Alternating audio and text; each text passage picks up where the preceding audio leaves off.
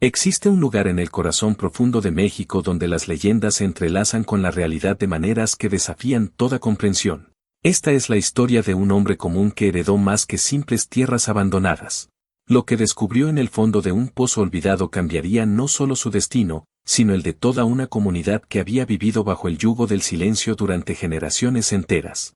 Antes de sumergirnos en esta travesía extraordinaria, quiero pedirte algo importante. Si esta narración llega a tocarte el corazón, si logra conmoverte aunque sea un poco, déjame tu apoyo con un like. Escribe también en los comentarios desde qué rincón del mundo nos estás escuchando. Me fascina saber hasta dónde viajan estas historias que tanto nos hacen reflexionar sobre la naturaleza humana y la justicia. Ahora prepárate, porque lo que estás a punto de escuchar te dejará sin aliento. El desenlace de esta crónica te sorprenderá de formas que jamás anticipaste. Era el mes de agosto y el calor sofocante aplastaba la tierra reseca cuando Vicente Ferreira da Silva abrió una carta que modificaría cada aspecto de su existencia. 42 años llevaba este hombre sobre sus espaldas, junto con las marcas profundas que décadas de labor en propiedades ajenas habían dejado grabadas en su piel curtida. Sus manos conocían íntimamente cada herramienta del campo, cada textura de la tierra, cada secreto del trabajo agrícola, pero nunca había poseído ni siquiera un pequeño pedazo de suelo que pudiera llamar suyo. La vida lo había golpeado con dureza. Vivía junto a sus 3 hijos en una vivienda precaria que alquilaba en las afueras de San Miguel de las Lomas, una aldea minúscula de apenas 400 almas perdidas en el vasto estado de Guanajuato.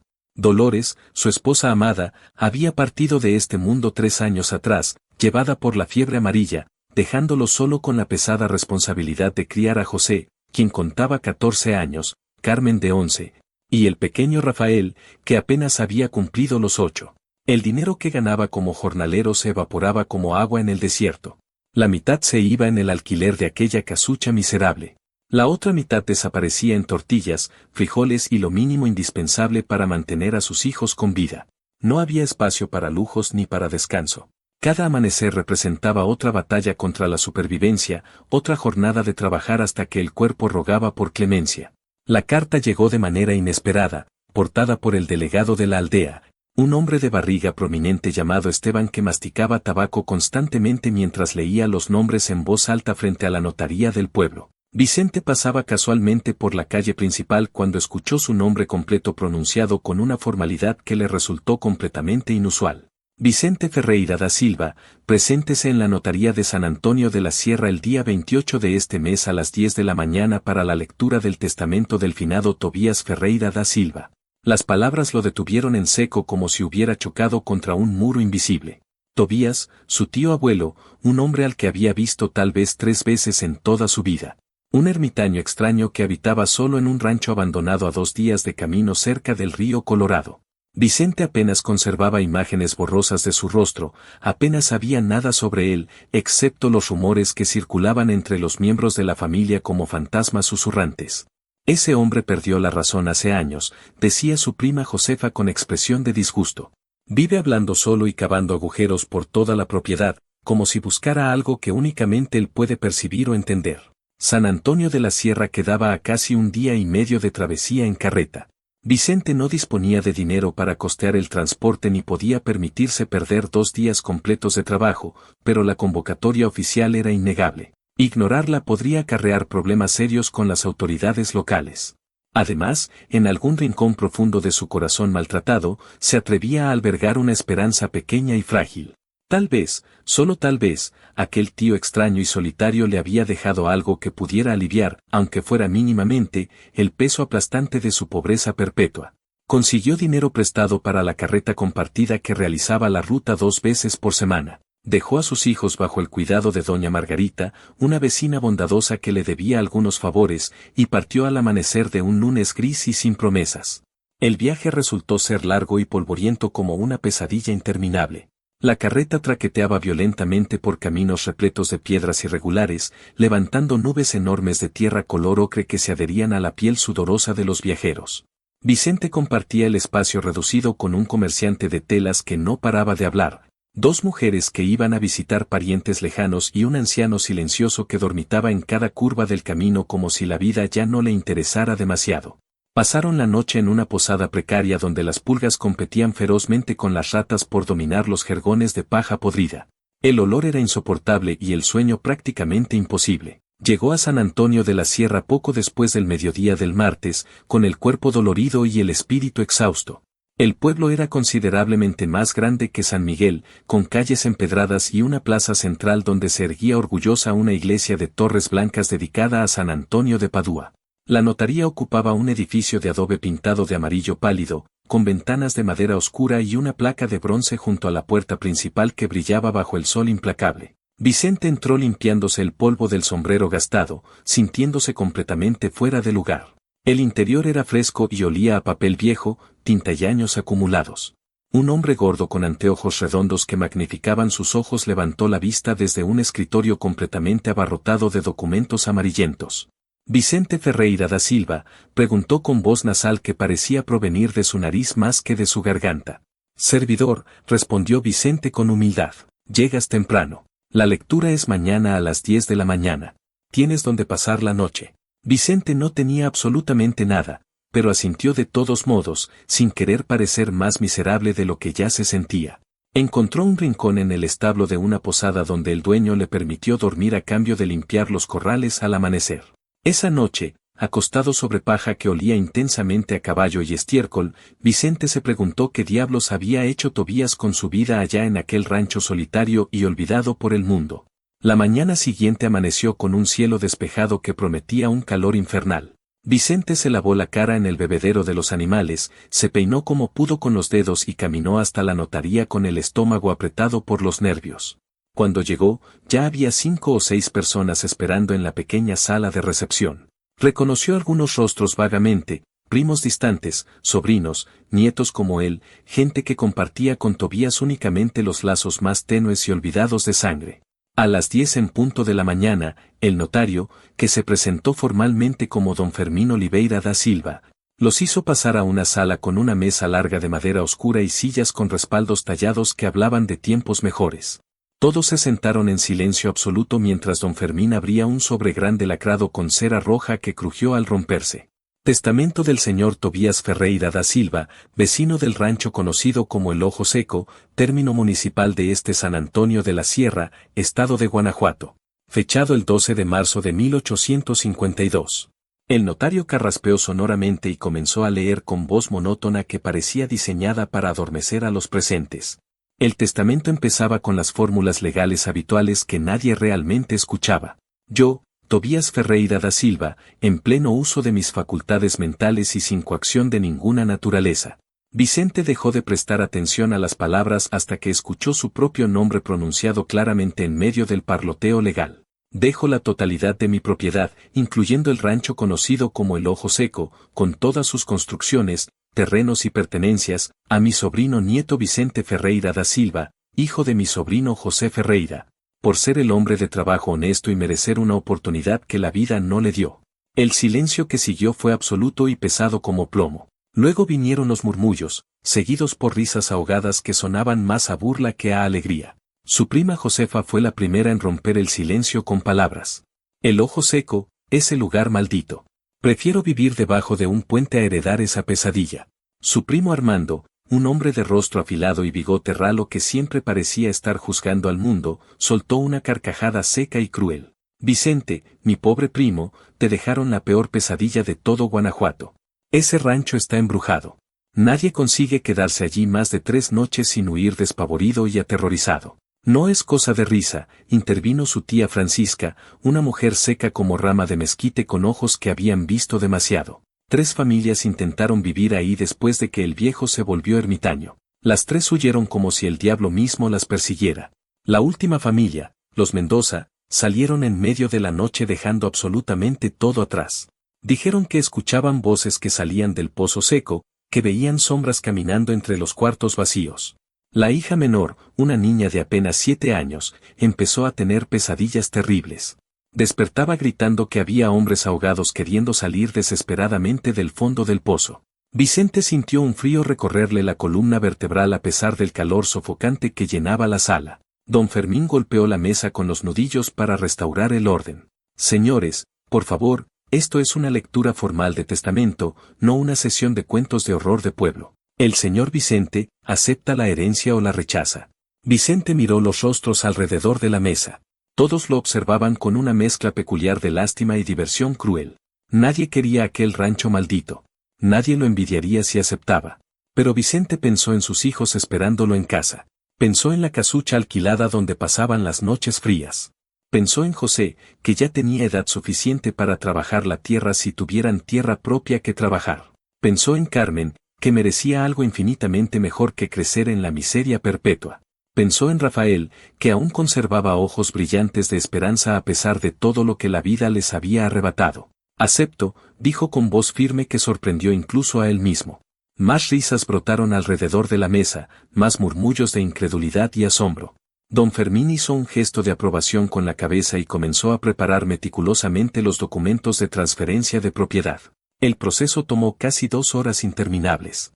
Vicente tuvo que firmar 4 documentos diferentes, todos con su nombre escrito en letras elaboradas y elegantes por la mano experta del notario. Al final de todo, don Fermín le entregó un sobre grueso que pesaba más de lo esperado. Aquí están las escrituras de la propiedad, el mapa detallado con los linderos exactos y las llaves del rancho.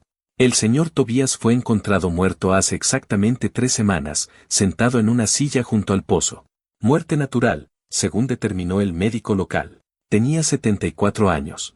Fue enterrado en el cementerio del pueblo. Sus pertenencias están todas aún en el rancho, intactas.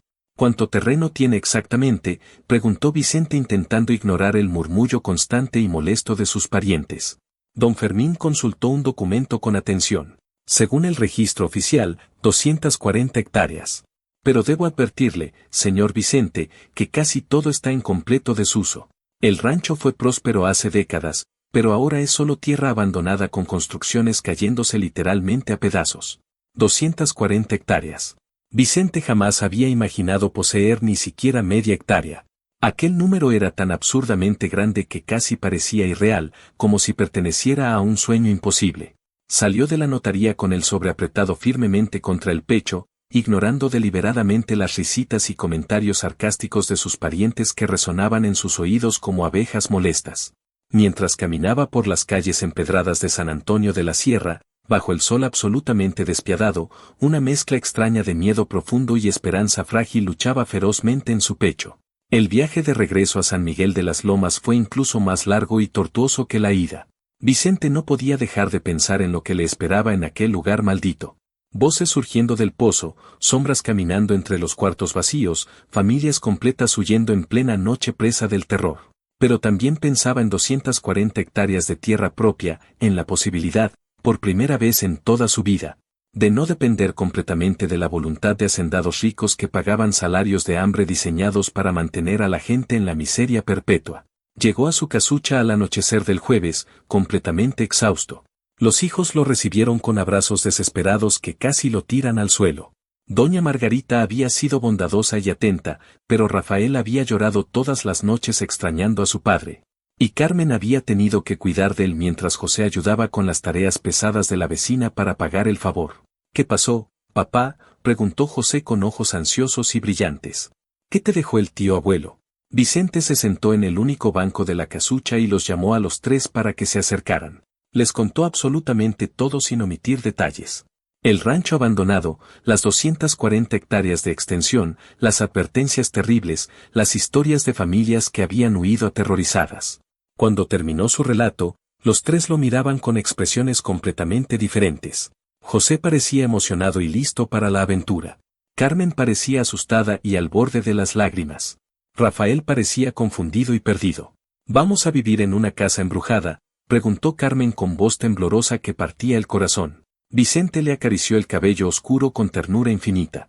No existe tal cosa como casas embrujadas, mi niña preciosa. Existen casas viejas y descuidadas que hacen ruidos extraños cuando el viento sopla fuerte. Existen historias que la gente inventa porque tiene miedo de lo desconocido y misterioso. Pero fantasmas no existen en la realidad. Lo que sí existe es oportunidad, y esta puede ser la única que tengamos en toda nuestra vida. José asintió con determinación férrea. Yo voy contigo, papá. Si hay trabajo duro que hacer, lo haremos juntos como familia. Rafael se aferró a la pierna de Vicente con fuerza. ¿Hay monstruos allá esperándonos? No hay monstruos, hijo mío. Solo tierra que necesita ser trabajada con amor y una casa que necesita ser arreglada con esfuerzo.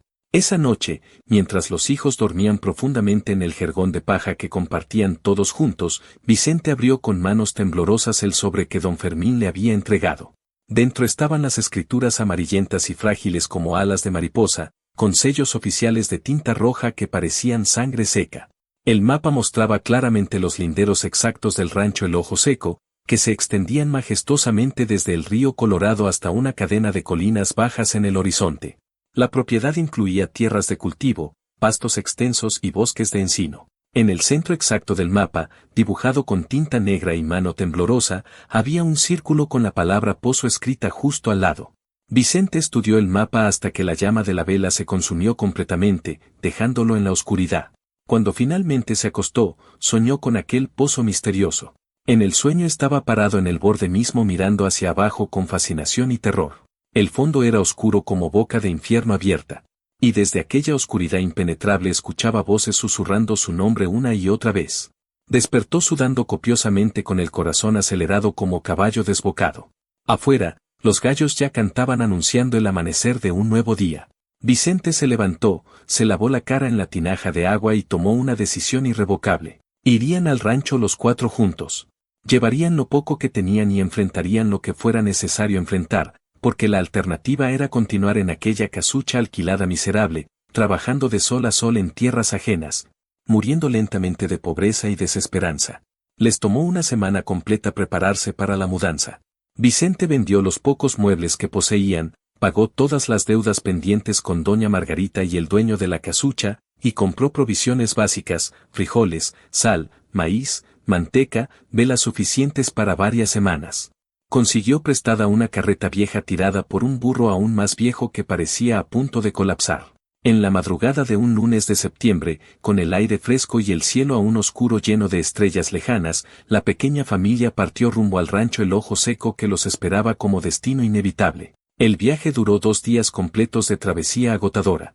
Siguieron el camino real hacia el norte bajo el sol implacable. Luego tomaron un desvío por un sendero de tierra que serpenteaba entre colinas cubiertas de encinos y nopales. Pasaron por aldeas diminutas donde los perros ladraban ferozmente a su paso y los niños descalzos los miraban con curiosidad mezclada con recelo. En la tarde del segundo día, cuando el sol ya descendía tiñendo el cielo de naranja intenso y púrpura profundo, Vicente reconoció el punto de referencia que don Fermín había mencionado específicamente. Un árbol solitario retorcido brutalmente por el viento con ramas que parecían dedos esqueléticos señalando acusadoramente el cielo. Ya llegamos, murmuró con voz apenas audible. El sendero se estrechó aún más considerablemente. A ambos lados, la vegetación se volvió más densa y salvaje. Enredaderas colgaban de los árboles como cortinas verdes que bloqueaban la luz.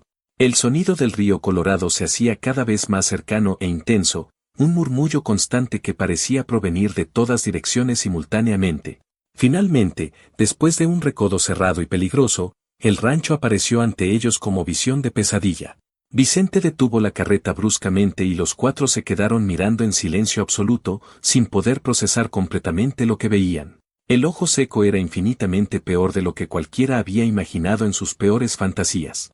La casa principal era una construcción baja de adobe y piedra con techo de tejas rojas, de las cuales faltaban más de la mitad. Las paredes estaban manchadas profundamente de humedad y musgo verde que trepaba como dedos muertos. Las ventanas eran agujeros negros sin vidrios ni contraventanas, mirando como ojos vacíos.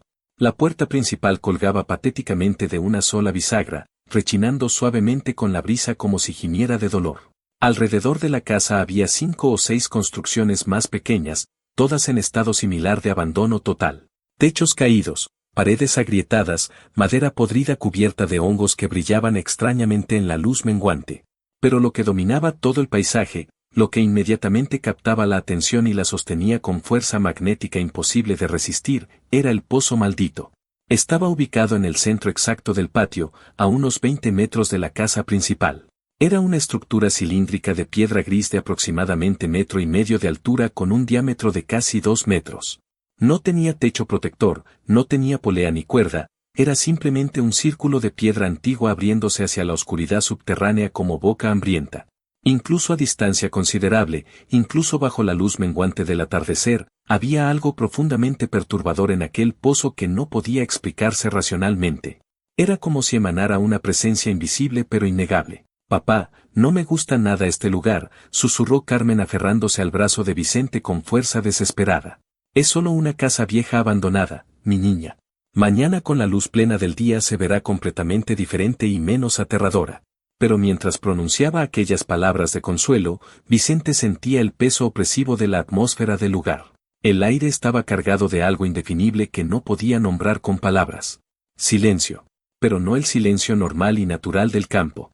Era un silencio denso y pesado, expectante, como si el lugar entero estuviera conteniendo la respiración esperando que algo terrible sucediera. Bajaron de la carreta con movimientos lentos y cautelosos y entraron a la casa. El interior era una penumbra sofocante que olía a humedad, moho y años de abandono. La sala y la cocina eran un solo espacio amplio con piso de tierra apisonada. Había una mesa de madera maciza cubierta de polvo de décadas, 4 sillas con asientos rotos, un fogón de piedra en la esquina y estantes vacíos en las paredes que alguna vez habían contenido vida. 3 puertas daban a cuartos pequeños y oscuros. En uno de ellos, Vicente encontró un catre de madera con un colchón de paja completamente podrido. En otro encontró cajas de madera llenas de herramientas oxidadas que no habían sido tocadas en años. El tercer cuarto estaba completamente vacío, excepto por una mesa pequeña junto a la ventana rota. José encendió una vela con manos temblorosas y comenzó a explorar mientras Vicente descargaba las provisiones de la carreta. Carmen se quedó cerca de la puerta, mirando nerviosamente hacia el pozo que se recortaba siniestro contra el cielo oscurecido. Rafael lloraba bajito, asustado por los sonidos extraños que llenaban el ambiente. El viento que pasaba por los agujeros del techo producía silbidos agudos. Las puertas colgantes golpeaban. En algún lugar lejano, algo de metal repiqueteaba rítmicamente. Esa primera noche fue una prueba brutal de resistencia y voluntad. Vicente encendió fuego en el fogón usando madera seca que encontró apilada junto al galpón. Cocinó frijoles y calentó tortillas. Los 4 comieron en silencio absoluto, sentados alrededor de la mesa polvorienta, con la luz temblorosa de 2 velas como única iluminación contra la oscuridad que parecía presionarlos desde todos lados. Afuera, la oscuridad era absoluta y opresiva. No había luna visible.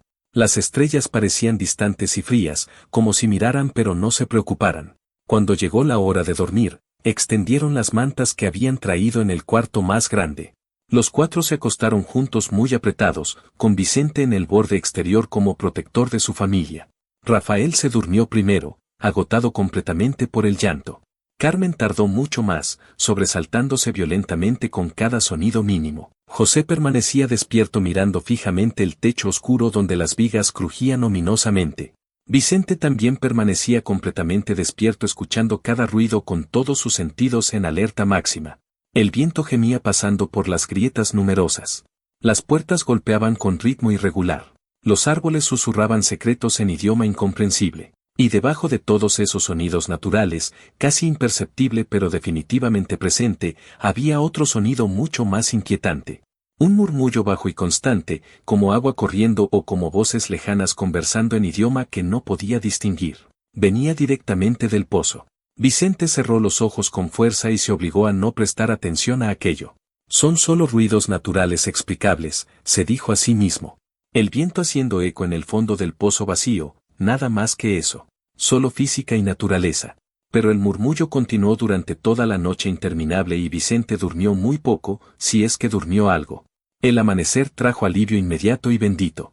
Con la luz plena del sol, el rancho se veía menos siniestro y más simplemente abandonado por el tiempo. Vicente despertó a los hijos y juntos comenzaron la tarea monumental de limpiar y organizar aquel desastre. José barrió el interior de la casa levantando nubes de polvo mientras Carmen lavaba los platos y ollas que encontraron. Rafael, a pesar de su corta edad, ayudó a acarrear agua del río en cubetas pequeñas. Vicente inspeccionó meticulosamente las construcciones, evaluando que podría salvarse con trabajo y que tendría que ser reconstruido completamente desde cero. Durante todo ese primer día de trabajo, evitó cuidadosamente acercarse al pozo. Lo miraba de reojo mientras trabajaba, pero no se aproximaba. Había algo en aquel círculo de piedra que lo perturbaba profundamente sin razón lógica. No era exactamente miedo, era más como respeto instintivo, como el que se siente frente a un precipicio peligroso. La certeza inexplicable de que acercarse demasiado sería un error grave. Pero José, con la curiosidad imprudente y temeraria típica de los 14 años, no compartía aquella precaución prudente. A media tarde, mientras Vicente reparaba una viga caída del galpón, escuchó a Carmen gritar con terror absoluto: «Papá, José está junto al pozo». Vicente dejó caer el martillo con estruendo y corrió hacia el patio con el corazón en la garganta. José estaba parado peligrosamente en el borde mismo del pozo, inclinado hacia adelante, mirando hacia abajo con fascinación morbosa. Vicente sintió una punzada de pánico absolutamente irracional y corrió más rápido de lo que había corrido en años.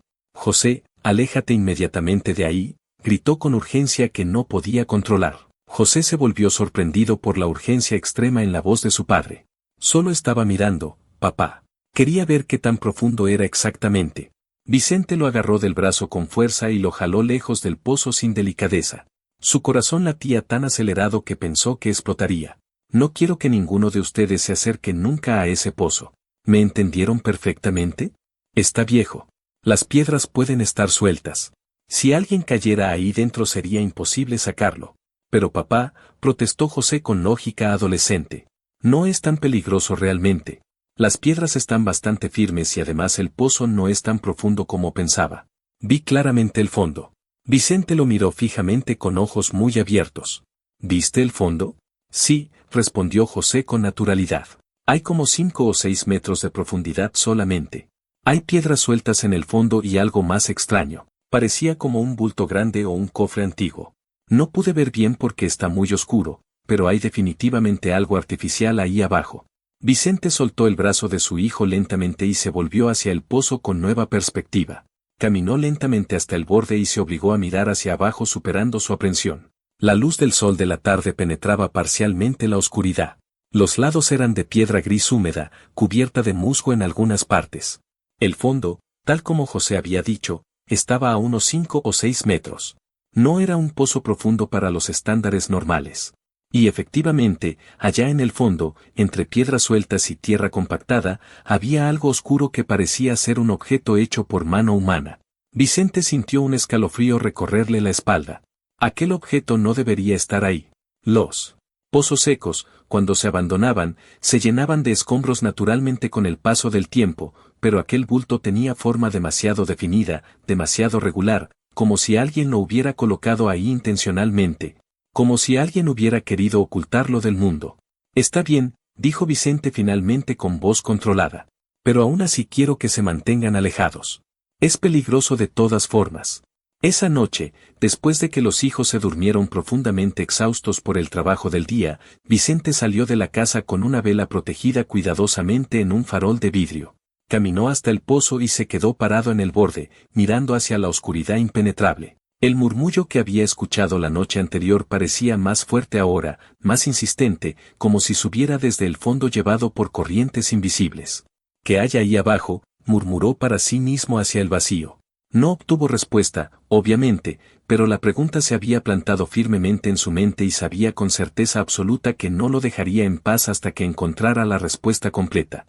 Al tercer día en el rancho, Vicente decidió que necesitaba información real, necesitaba conocer la historia verdadera de aquel lugar maldito. Por la tarde, después de trabajar toda la mañana limpiando el galpón, le pidió a José que cuidara de los hermanos menores y caminó hasta la aldea más cercana. Según el mapa detallado, había un asentamiento llamado San Sebastián del Río Verde, a unas 2 horas a pie, siguiendo el curso sinuoso del río. La caminata fue sorprendentemente agradable y refrescante. El sendero serpenteaba entre árboles de encino y álamos que crecían cerca del agua. El río Colorado corría rápido y ruidoso, sus aguas de color marrón verdoso reflejando el cielo azul intenso. Vicente escuchó pájaros cantando melodías complejas y vio conejos corriendo entre los arbustos. Era un paisaje hermoso y pacífico, que contrastaba violentamente con la atmósfera opresiva y pesada del rancho. San Sebastián del Río Verde resultó ser poco más que 15 casas de adobe agrupadas alrededor de una plaza pequeña con una capilla blanca dedicada a San Sebastián mártir. Había una tienda que vendía provisiones básicas, una herrería y una cantina de donde emanaban voces masculinas. Vicente entró a la tienda y compró sal y tabaco. El tendero, un hombre delgado con dientes amarillentos y expresión perpetuamente desconfiada, lo miró con curiosidad evidente. No lo había visto por aquí antes, señor. ¿Es usted nuevo en la zona? Acabo de mudarme al rancho El Ojo Seco con mi familia. El cambio en la expresión del tendero fue instantáneo y dramático. Sus ojos se ensancharon considerablemente y su boca se abrió ligeramente dejando ver aquellos dientes manchados. Palideció visiblemente.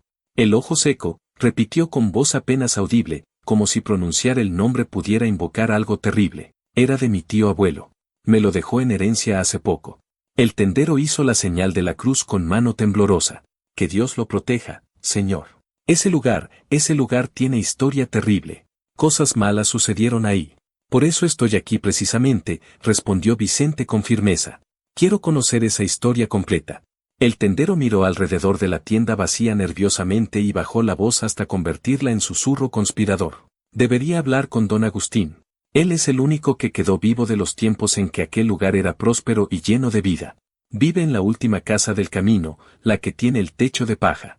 Es muy viejo y a veces confunde las cosas del presente, pero su memoria de aquellos días lejanos es clara como agua de manantial cristalino. Vicente agradeció la información y salió de la tienda con determinación renovada.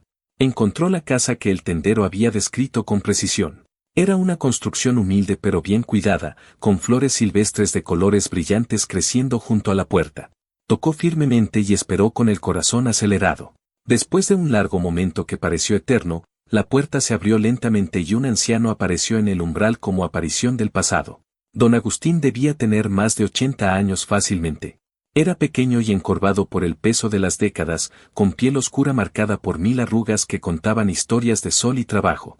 Sus ojos, sin embargo, aún brillaban con inteligencia aguda y penetrante.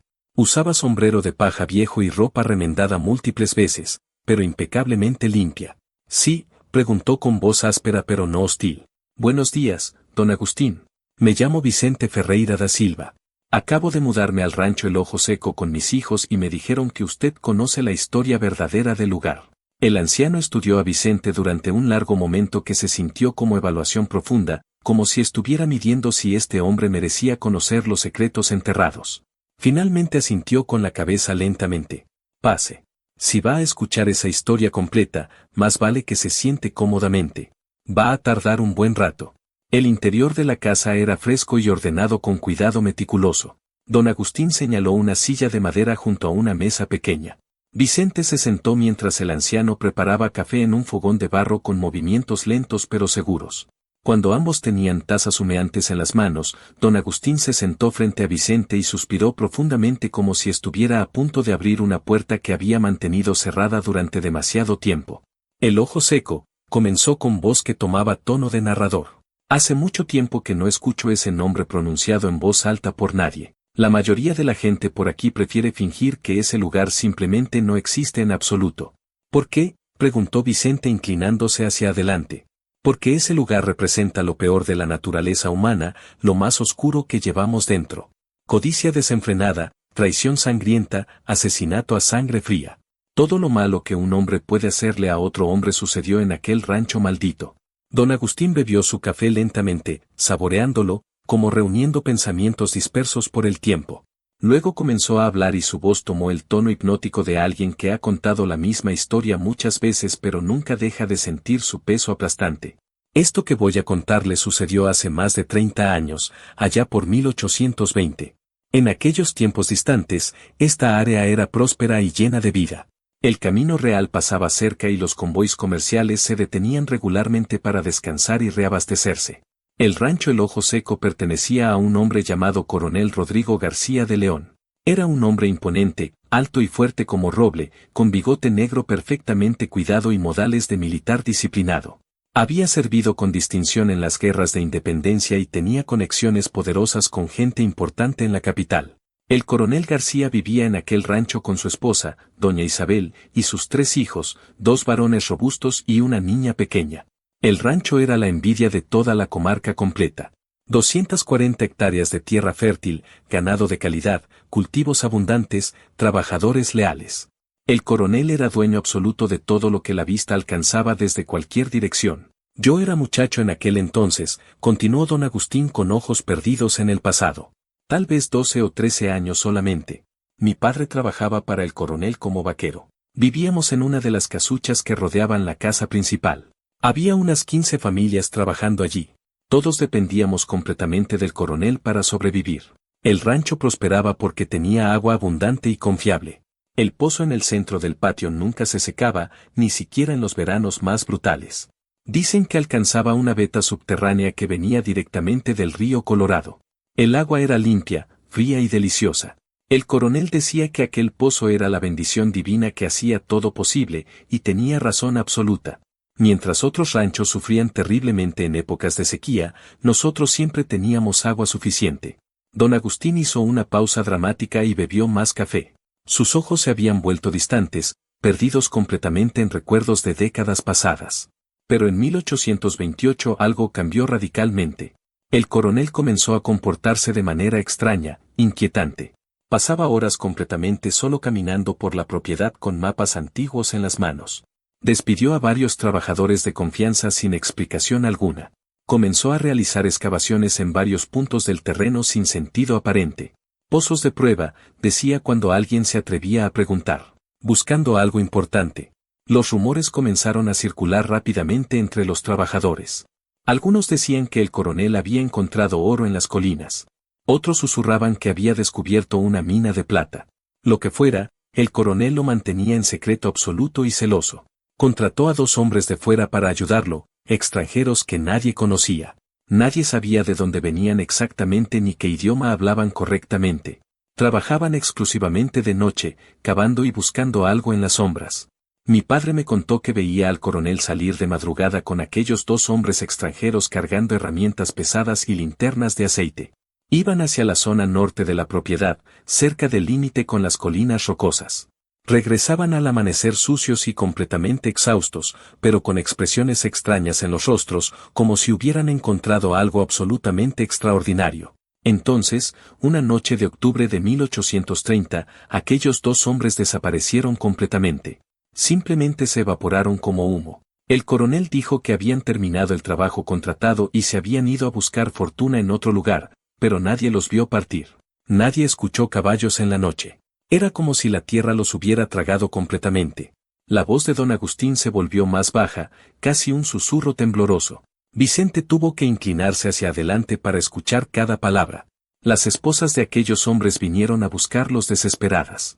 Eran mujeres pobres con hijos pequeños que alimentar. Imploraron al coronel que les dijera qué había pasado con sus maridos.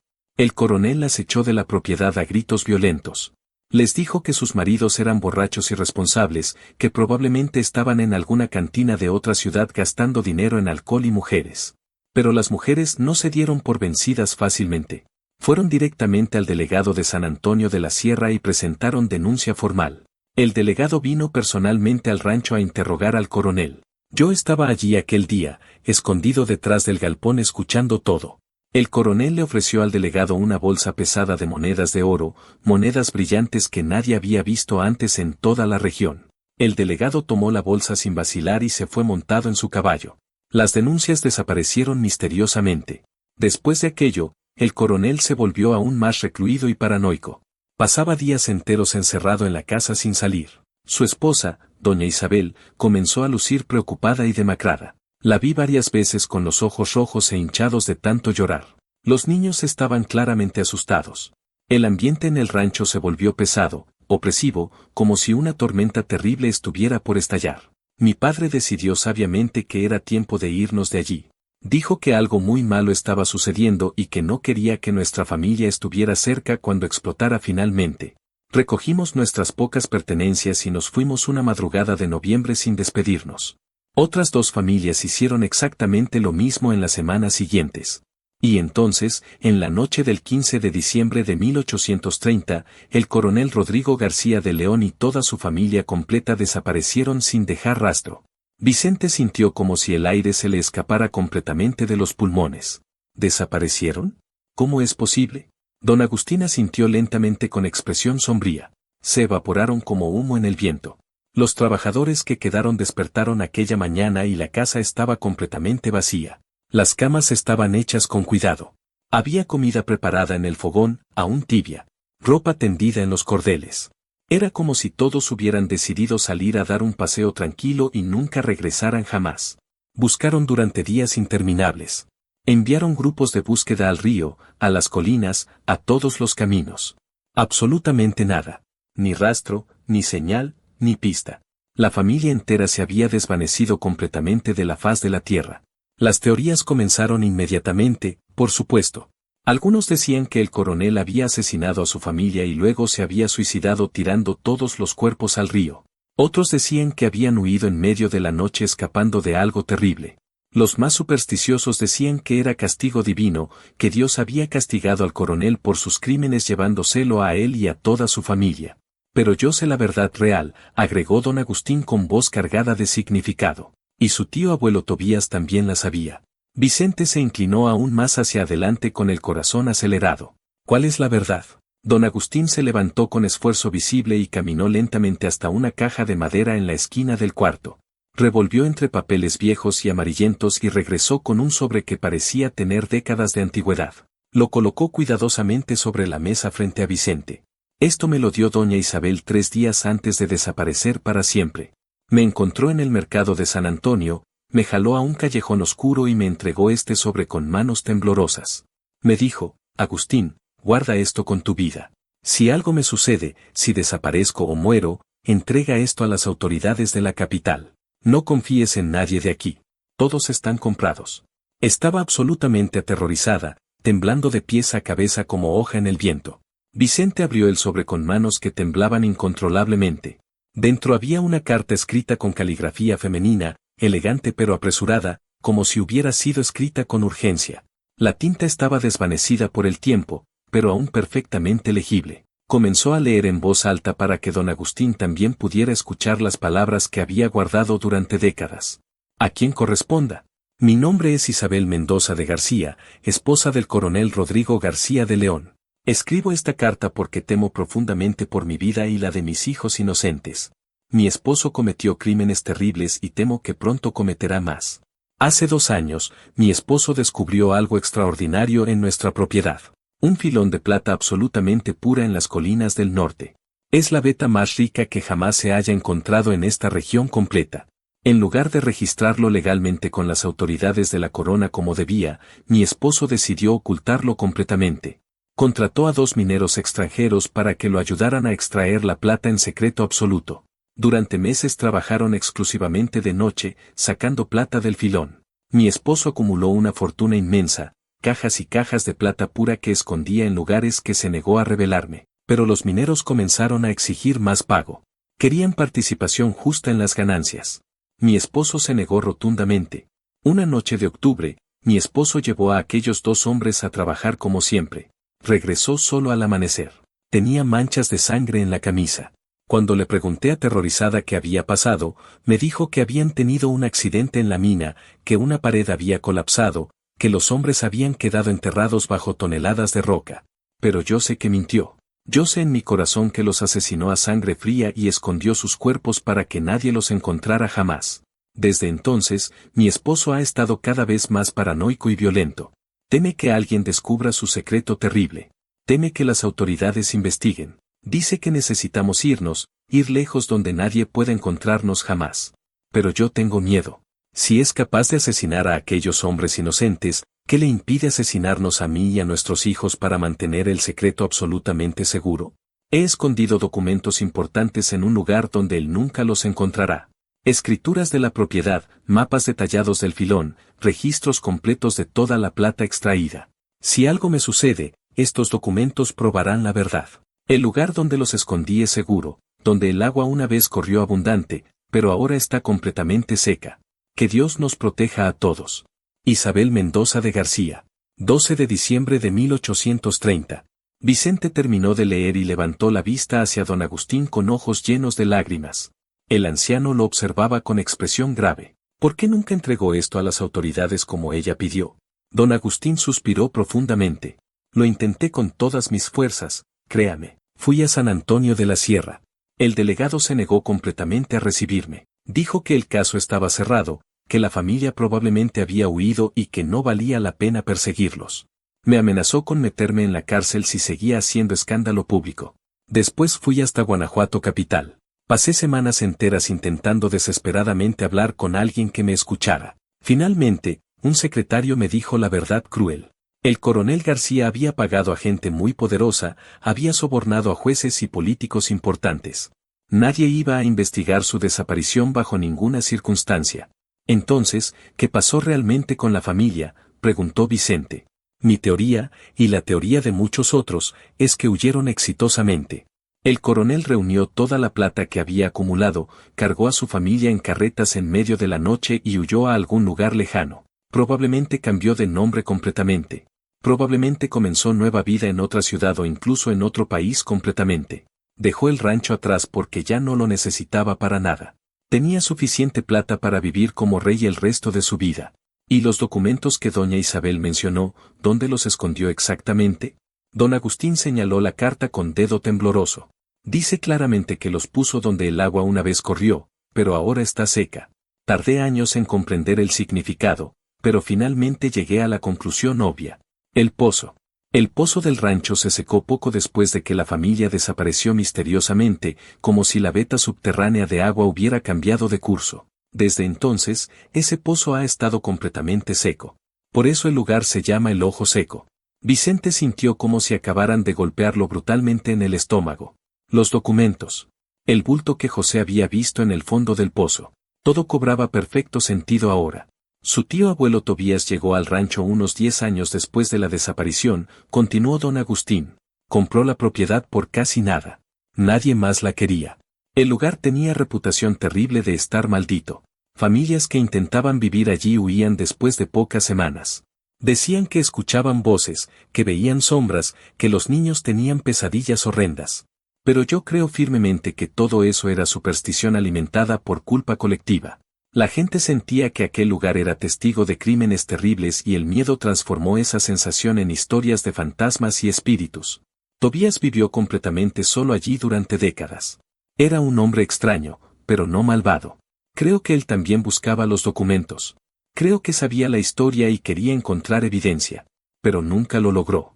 O tal vez sí lo logró al final, justo antes de morir. Don Agustín se recostó en su silla y miró a Vicente con ojos penetrantes que parecían ver directo al alma. Ahora usted es dueño legítimo de aquel lugar. Y si los documentos de doña Isabel realmente están en el fondo del pozo, usted tiene una decisión importante que tomar. ¿Va a buscarlos o va a dejar que la historia quede enterrada para siempre en la oscuridad? Vicente caminó de regreso al rancho con la cabeza dando vueltas sin parar. El sol ya descendía cuando llegó finalmente. Los hijos lo recibieron con alivio evidente. José había cocinado frijoles y tortillas. Comieron en silencio mientras Vicente pensaba profundamente en todo lo que había escuchado.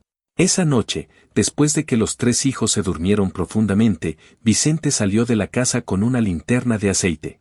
Caminó directamente hasta el pozo y se quedó parado en el borde, mirando hacia la oscuridad impenetrable. El murmullo nocturno era más fuerte que nunca, pero ahora sabía con certeza que no eran voces de fantasmas. Era el agua subterránea corriendo por debajo, invisible pero real y presente. Doña Isabel, murmuró hacia la oscuridad con respeto. Si escondió algo ahí abajo, voy a encontrarlo. Y voy a hacer que la verdad completa se conozca finalmente. A la mañana siguiente, Vicente despertó con determinación renovada y absolutamente férrea. Llamó a José y juntos revisaron meticulosamente las herramientas que habían heredado. Encontraron cuerda gruesa, poleas oxidadas pero funcionales y una escalera de madera. Pasaron toda la mañana asegurando la cuerda a una viga sólida cerca del pozo y probando repetidamente que aguantara el peso de un hombre adulto. Carmen y Rafael observaban con curiosidad mezclada con miedo creciente. Vicente les explicó con calma que necesitaba bajar al pozo para recuperar algo muy importante que había estado escondido allí durante décadas. No les dio demasiados detalles específicos. No quería asustarlos más de lo absolutamente necesario con historias de asesinatos y desapariciones. A media tarde, con el sol alto en el cielo proporcionando máxima iluminación natural, Vicente se preparó meticulosamente para descender al fondo del pozo maldito. Amarró la cuerda alrededor de su cintura con nudos que había aprendido en sus años de trabajo en el campo, revisó 3 veces cada nudo para asegurarse de que fueran absolutamente seguros. Y le dio instrucciones muy claras a José. Si grito con urgencia, si la cuerda se mueve violentamente de manera extraña, me jalas inmediatamente hacia arriba sin preguntar nada. ¿Entendido perfectamente? Sí, Papá, respondió José con voz firme pero con ojos que revelaban preocupación profunda. Vicente se sentó en el borde del pozo, respiró profundo varias veces llenando sus pulmones de aire fresco, y comenzó el descenso lento hacia la oscuridad que lo esperaba abajo. La bajada fue considerablemente más difícil de lo que había anticipado. Las paredes de piedra eran resbaladizas con musgo húmedo.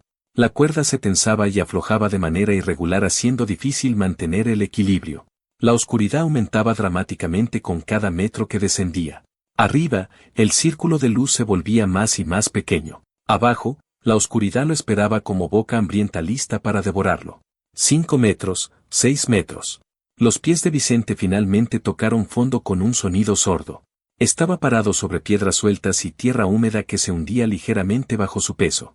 El olor era fuerte y penetrante, tierra mojada, musgo, moho y algo más viejo y más profundo que no podía identificar completamente.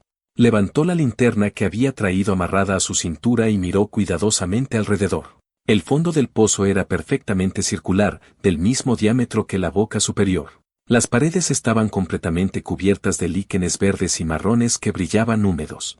Había agua acumulada en algunos puntos formando charcos pequeños que reflejaban la luz temblorosa de la linterna. Y allí, en la esquina más alejada, parcialmente cubierto por piedras caídas y décadas de sedimento, estaba exactamente el objeto que había visto desde arriba. Vicente se arrodilló con el corazón latiendo tan fuerte que podía escucharlo en sus oídos y comenzó a remover piedras con manos que temblaban incontrolablemente de anticipación. Sus dedos se lastimaban con las rocas afiladas pero no le importaba en absoluto.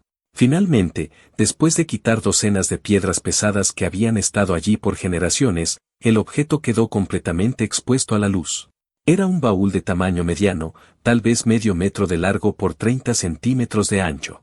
Estaba hecho de madera oscura que había resistido milagrosamente las décadas, reforzada con bandas de hierro. El metal estaba completamente oxidado y cubierto de herrumbre color rojo marrón que se desprendía al tocarla. El baúl estaba sellado con un candado antiguo que se deshizo literalmente en pedazos cuando Vicente lo tocó suavemente. Con manos temblorosas que apenas podía controlar, Vicente abrió la tapa lentamente. Las bisagras crujieron con protesta de metal oxidado que no había sido movido en más de 30 años. Dentro, protegidos milagrosamente por tela encerada que había resistido de alguna manera imposible las décadas de humedad constante, había documentos. Muchos documentos. Vicente levantó el primer documento con cuidado infinito, como si fuera tesoro frágil que podría desintegrarse al menor contacto. Era una escritura de propiedad fechada el 8 de marzo de 1825 a nombre del coronel Rodrigo García de León. 240 hectáreas en el término municipal de San Antonio de la Sierra. Sellada oficialmente con el sello de la corona española que todavía era visible después de tanto tiempo. Había más documentos debajo. Mapas dibujados meticulosamente a mano, mostrando con detalle preciso la ubicación exacta del filón de plata en las colinas del norte. Registros exhaustivos de extracciones, cajas y cajas de plata pura listadas con fechas específicas y cantidades exactas. Certificados de pureza de la plata que demostraban su calidad excepcional. Documentos que probaban sin lugar a dudas que el coronel había encontrado una de las vetas más ricas de todo Guanajuato y la había mantenido completamente oculta a las autoridades durante años. Y en el fondo mismo del baúl, en un sobre grueso sellado con cera roja que todavía mantenía perfectamente la impresión de un anillo con el escudo familiar, Vicente encontró otra carta. La letra era inequívocamente la misma de la carta que don Agustín había guardado celosamente, doña Isabel. Pero esta era considerablemente más larga, más detallada, escrita evidentemente en múltiples sesiones durante varios días. Vicente leyó con avidez absoluta, su corazón acelerándose peligrosamente con cada línea. La carta confirmaba absolutamente todo. El descubrimiento del filón de plata, la decisión criminal del coronel de ocultarlo, la contratación de los mineros extranjeros. El asesinato brutal de aquellos hombres cuando exigieron su participación justa en las ganancias. Doña Isabel describía con detalle escalofriante cómo su esposo había regresado aquella noche terrible de octubre con sangre fresca en las manos y una expresión completamente vacía en los ojos. Como si algo humano hubiera muerto dentro de él. Como le había dicho fríamente que había resuelto el problema de manera definitiva. Como ella había comprendido en aquel momento horrible que estaba casada con un asesino despiadado. La carta continuaba describiendo los meses siguientes con detalle doloroso, la paranoia creciente del coronel, su convicción obsesiva de que las autoridades eventualmente investigarían, Su plan desesperado de huir llevando toda la plata que había acumulado. Y finalmente, la revelación más importante de todas. Mi esposo planea huir a Veracruz y de ahí tomar el primer barco disponible hacia España. Cambiaremos nuestros nombres completamente, viviremos como nobles acaudalados con la fortuna robada con sangre. Pero yo ya no puedo seguir con esta mentira terrible. Ya no puedo ser cómplice de asesinato.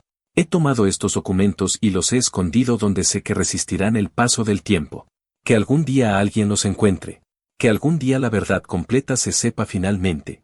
Las tierras del rancho El Ojo Seco están registradas legalmente a nombre de mi esposo, pero esta propiedad fue comprada con dinero completamente legítimo antes del descubrimiento del filón. Estas escrituras son absolutamente válidas. Quien las posea, posee derechos legítimos sobre estas tierras. Que Dios perdone a mi esposo por sus crímenes terribles. Que Dios me perdone por mi cobardía al no denunciarlo antes. Y que quien encuentre estos documentos haga justicia finalmente. La carta estaba firmada y fechada con tinta que había resistido el tiempo, 13 de diciembre de 1830, exactamente 2 días antes de la desaparición misteriosa. Vicente se quedó sentado en el fondo del pozo durante largo rato con los documentos preciosos en las manos y lágrimas corriendo libremente por su rostro. No eran lágrimas de tristeza exactamente, eran lágrimas de alivio profundo, de comprensión, de cierre. La historia terrible de aquel lugar finalmente tenía sentido completo. No había fantasmas reales, no había maldición sobrenatural, solo había crimen humano y las consecuencias que reverberaban a través de décadas como ondas en agua quieta. «Papá, ¿estás bien?», gritó la voz de José desde arriba, distorsionada por el eco de las paredes de piedra. «Estoy perfectamente bien», gritó Vicente de vuelta con voz que temblaba de emoción. «Encontré algo extraordinario. Voy a subir ahora mismo». Envolvió los documentos cuidadosamente en la tela encerada y los metió dentro de su camisa pegados contra el pecho. Amarró el baúl vacío a la cuerda para que José lo izara lentamente. Luego comenzó el ascenso lento y absolutamente agotador de regreso a la superficie y la luz del día. Cuando finalmente salió del pozo respirando pesado y cubierto completamente de musgo verde y tierra, los 3 hijos lo rodearon inmediatamente con expresiones entre alivio inmenso y curiosidad insaciable. ¿Qué encontraste exactamente, papá?, preguntó Carmen con voz temblorosa. Vicente se sentó en el borde del pozo recuperando el aliento con dificultad, sacó los documentos preciosos de su camisa y los colocó cuidadosamente sobre la piedra del pozo. Encontré la verdad absoluta. Encontré la historia real de lo que sucedió aquí hace décadas. Y encontré algo más, algo que puede cambiarlo absolutamente todo para nosotros como familia. Pasó el resto de la tarde explicándoles a los hijos, en términos que pudieran entender según sus edades, la historia completa del coronel García y su familia. Les mostró las escrituras de propiedad antiguas. Les explicó que aquellos documentos probaban que el rancho El Ojo Seco tenía un pasado oscuro y terrible, pero también un futuro posible lleno de esperanza. ¿Qué vamos a hacer ahora con todo esto?, preguntó José con madurez que superaba sus 14 años. Vicente miró los documentos con reverencia, luego miró a sus hijos con amor, luego miró las 240 hectáreas que se extendían majestuosamente alrededor de ellos en todas direcciones. Vamos a hacer exactamente lo que doña Isabel quiso que se hiciera décadas atrás. Vamos a llevar estos documentos a las autoridades apropiadas y competentes. Vamos a asegurarnos que la verdad se registre oficialmente. Y vamos a transformar este lugar de sitio de tragedia en lugar de esperanza y renacimiento. Al día siguiente mismo, Vicente dejó a los hijos bajo el cuidado temporal de don Agustín y viajó directamente a Guanajuato capital. El viaje tomó 4 días completos de camino duro. Llevaba los documentos protegidos en una bolsa de cuero que nunca dejaba de tocar, verificando constantemente que aún estuviera ahí segura. En Guanajuato, después de preguntar y buscar durante horas, encontró a un abogado joven llamado Dr. Felipe Hernández de los Ríos. Tenía apenas 30 años, pero reputación sólida de ser brillante y, más importante aún, completamente honesto en una profesión llena de corrupción. Su oficina quedaba en un segundo piso de un edificio de piedra en la calle del Comercio. Vicente subió las escaleras con piernas temblorosas de nerviosismo extremo. Tocó la puerta firmemente y una voz joven le dijo que pasara. El doctor Hernández estaba sentado detrás de un escritorio completamente cubierto de libros y papeles. Era delgado, con anteojos redondos y cabello oscuro peinado hacia atrás con cuidado. Levantó la vista con expresión genuinamente curiosa. ¿En qué puedo ayudarlo, señor? Vicente se sentó en la silla frente al escritorio y comenzó a hablar. Contó toda la historia desde el principio mismo, sin omitir ningún detalle. La herencia del rancho abandonado, las advertencias terribles de su familia, la visita reveladora a don Agustín, la carta de doña Isabel, el descenso peligroso al pozo, los documentos encontrados en el baúl. Habló durante casi una hora sin interrupción mientras el abogado escuchaba con atención absoluta. Cuando Vicente terminó finalmente su relato, colocó los documentos preciosos sobre el escritorio con manos temblorosas. El doctor Hernández los examinó uno por uno con cuidado meticuloso, su expresión volviéndose cada vez más seria e intensa. Finalmente, después de casi 2 horas de examinar cada papel, cada mapa, cada certificado con ojo experto, el abogado se recostó en su silla y silbó bajito con asombro. Señor Vicente, lo que tiene aquí es absolutamente extraordinario. Estos documentos son completamente legítimos y válidos. Las escrituras están debidamente registradas y selladas con sellos auténticos. Los mapas del filón de plata son detallados y precisos. Y las cartas de doña Isabel son testimonio directo de crímenes graves. ¿Puede ayudarme entonces?, preguntó Vicente con voz que apenas podía controlar. Puedo y quiero ayudarlo, respondió el abogado con determinación. Este es exactamente el tipo de caso con el que un abogado sueña trabajar. No solo porque es fascinante legalmente, sino porque es una oportunidad real de hacer justicia verdadera después de décadas de injusticia. Pero debo advertirle algo muy importante antes de proceder. El doctor Hernández señaló los mapas del filón con dedo serio. Esta veta de plata que el coronel García descubrió nunca fue explotada legalmente. Cuando él huyó del país, el filón quedó completamente olvidado. Pero las tierras donde está ubicado actualmente pertenecen a, bueno, tendría que investigar con cuidado, pero probablemente algún hacendado poderoso las compró o simplemente las ocupó ilegalmente. Si presenta estos documentos demostrando que las tierras originales del rancho El Ojo Seco incluyen esa área específica, va a estar desafiando directamente a gente que no le gustará ser desafiada de ninguna manera. Vicente sintió un escalofrío recorrerle el cuerpo, pero mantuvo la voz absolutamente firme. No me importa en absoluto. Esta es la única oportunidad que tendré en toda mi vida de darles algo genuinamente mejor a mis hijos. No voy a desperdiciarla por miedo. El doctor Hernández sonrió con aprobación. Bien dicho, señor Vicente. Entonces procedamos sin demora. Lo primero es registrar estos documentos oficialmente en la notaría principal. Vamos a hacer copias certificadas de absolutamente todo. Después vamos a iniciar una investigación formal sobre la propiedad de las tierras que rodean el rancho El Ojo Seco.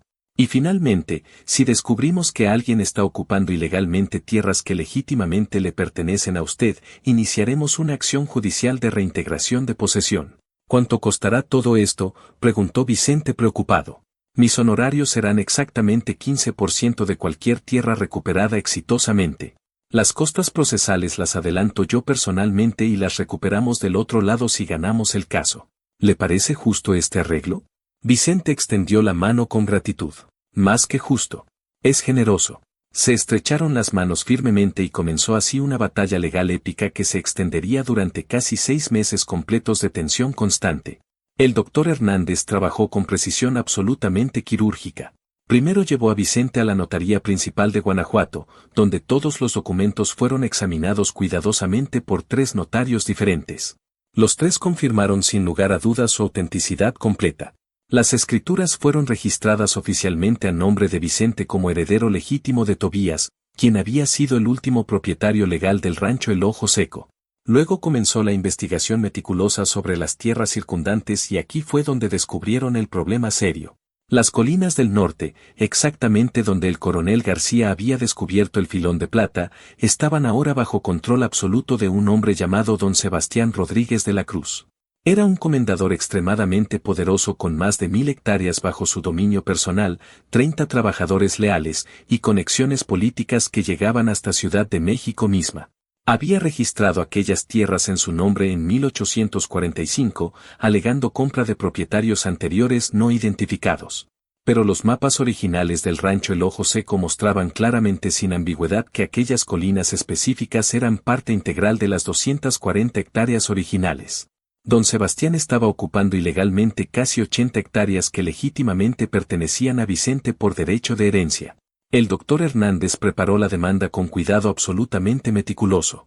Presentó las escrituras originales, los mapas detallados, las cartas de doña Isabel como contexto histórico crucial, y solicitó formalmente la reintegración completa de las 80 hectáreas ocupadas ilegalmente. La demanda fue presentada oficialmente en el Tribunal de San Antonio de la Sierra y aquí comenzaron los problemas reales y peligrosos.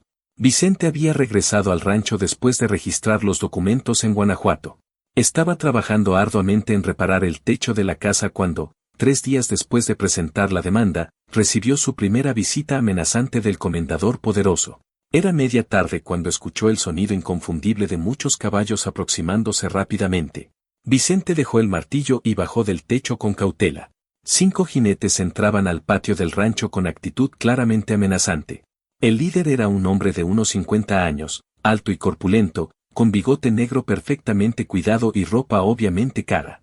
Usaba sombrero de ala ancha, chaleco de cuero fino y una cadena de oro gruesa cruzando el pecho. Sus ojos eran duros como pedernal. Vicente Ferreira da Silva preguntó con voz profunda que no necesitaba gritar para imponer autoridad absoluta. Servidor, respondió Vicente con dignidad. El hombre desmontó con movimiento fluido y practicado. Los otros 4 jinetes permanecieron montados, formando un semicírculo perfectamente amenazante. Vicente se dio cuenta inmediatamente que todos llevaban pistolas en la cintura. Me llamo Sebastián Rodríguez de la Cruz. Soy dueño de las tierras al norte de aquí y tengo entendido que presentó una demanda completamente absurda, alegando que parte de mis tierras le pertenecen a usted. Vicente mantuvo la voz calmada aunque su corazón latía peligrosamente acelerado. No es alegación infundada. Es hecho documentado.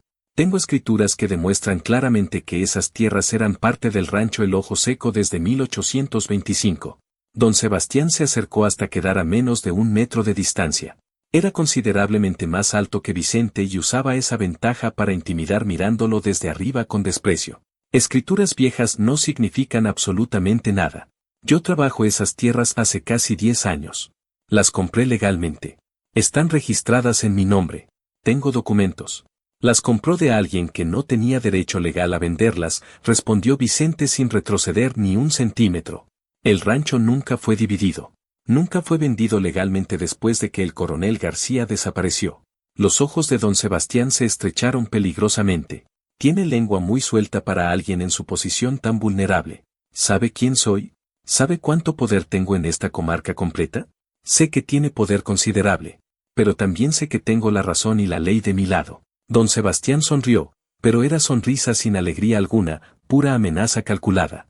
La razón es bonita en teoría. En la práctica, la razón se dobla ante la realidad del poder. Y la realidad es que yo manejo completamente esta región. El juez de San Antonio es mi compadre personal. El delegado me debe muchos favores. Los trabajadores de 10 ranchos alrededor dependen de mí para sobrevivir. ¿Entiende lo que estoy diciéndole claramente? Entiendo que está intentando asustarme, respondió Vicente con voz que no temblaba. No intento asustarlo. Intento hacerlo ver sentido común. Retire esa demanda ridícula inmediatamente. Olvídese completamente de las tierras del norte. Quédese con su ranchito miserable aquí y viva tranquilo. A cambio le ofrezco 150 pesos por el rancho completo. Es más dinero del que verá en toda su vida. Suficiente para comprar tierras buenas en otro lugar. Para comenzar de nuevo sin problemas ni amenazas. Vicente sintió la tentación. 150 pesos era una fortuna inmensa. Pero pensó en sus hijos. Pensó en doña Isabel y su sacrificio para preservar la verdad. Pensó en las familias de aquellos mineros asesinados que nunca recibieron justicia. No voy a vender y no voy a retirar la demanda bajo ninguna circunstancia. El cambio en don Sebastián fue instantáneo y aterrador. La sonrisa falsa desapareció completamente. Los ojos se volvieron fríos como hielo invernal. Comete un error muy grave. Un error que lamentará profundamente. Tal vez, respondió Vicente. Pero será mi error. Don Sebastián lo miró durante un largo momento como evaluando si este campesino pobre realmente tenía el valor para mantener su posición. Finalmente escupió en el suelo cerca de los pies de Vicente, pero deliberadamente no sobre ellos. Un insulto calculado.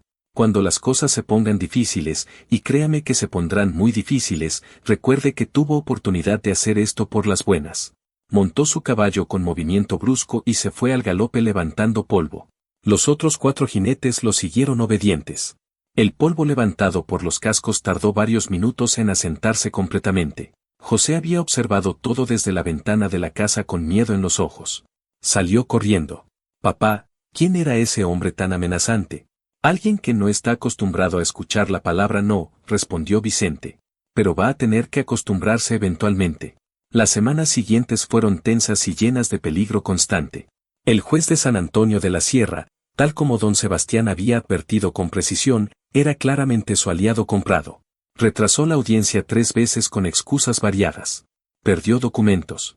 Alegó que necesitaba más tiempo para revisar el caso complicado. El doctor Hernández, anticipando inteligentemente esta obstrucción obvia, había simultáneamente presentado denuncia formal en el Tribunal Regional de Guanajuato, alegando corrupción evidente y colusión. Mientras tanto, Vicente continuaba trabajando arduamente en el rancho sin descanso.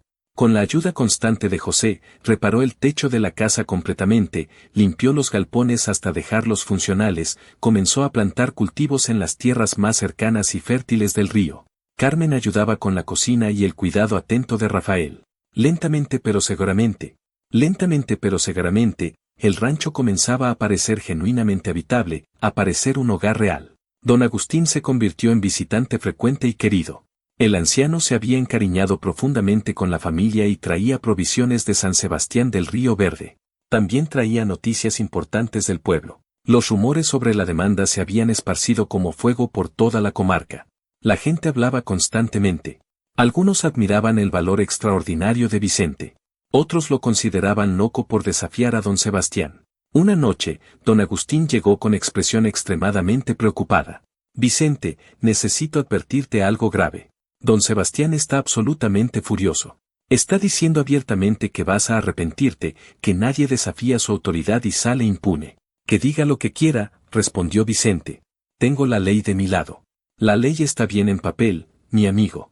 Pero ese hombre tiene 30 capangas armados hasta los dientes. Tiene jueces comprados. Tiene amigos poderosos en todas partes. Ten mucho cuidado. Vicente agradeció la advertencia sincera, pero no cambió de posición ni un milímetro.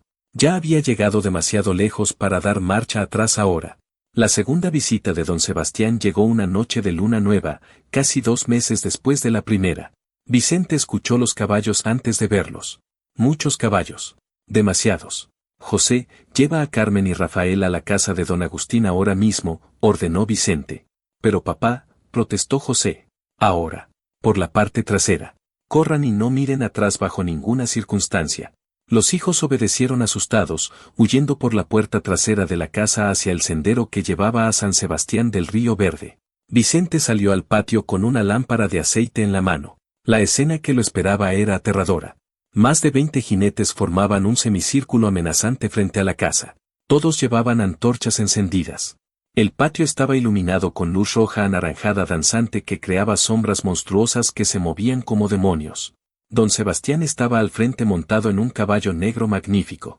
Última oportunidad, Vicente. Retire la demanda ahora o enfrente las consecuencias finales. Ya le dije que no, respondió Vicente con voz firme. Don Sebastián hizo un gesto seco. 2 capangas desmontaron inmediatamente. Uno llevaba una antorcha ardiente, el otro llevaba un galón de querosén.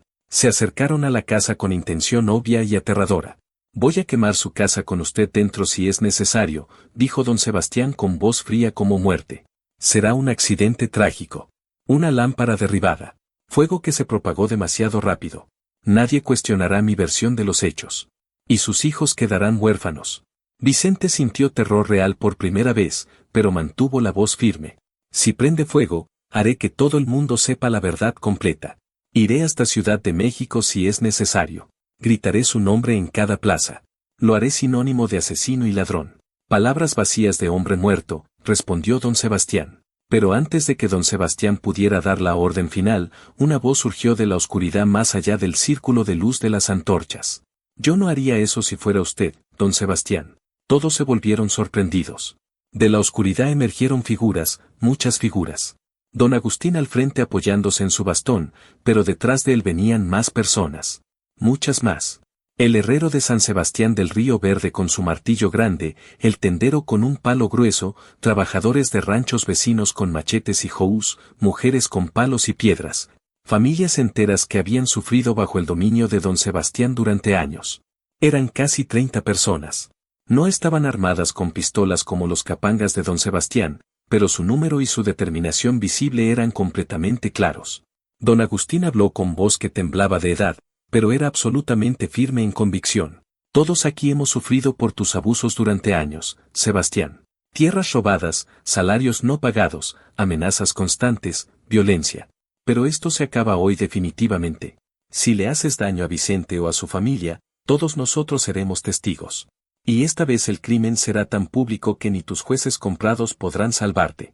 El tendero dio un paso adelante valiente. Me debes 6 meses de provisiones que nunca pagaste.